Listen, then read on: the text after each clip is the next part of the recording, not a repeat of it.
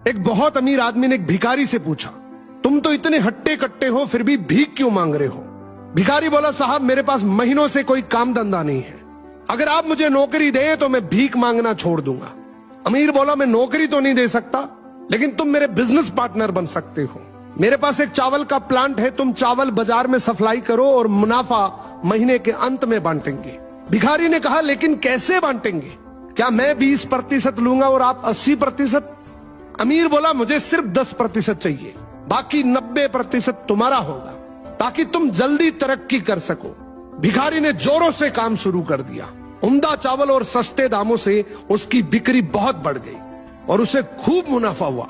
लेकिन जब मुनाफा बांटने का समय आया तो भिखारी ने सोचा, सारी मेहनत तो मैंने की है, तो अब अमीर आदमी को 10% क्यों दूं?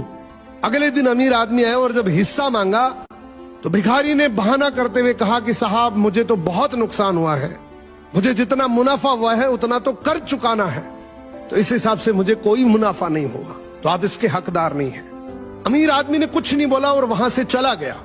भिखारी बड़ा खुश हुआ, सोचा सारा प्रॉफिट मेरा हो गया। अब भिखारी उन पैसे से रोज मौज करे।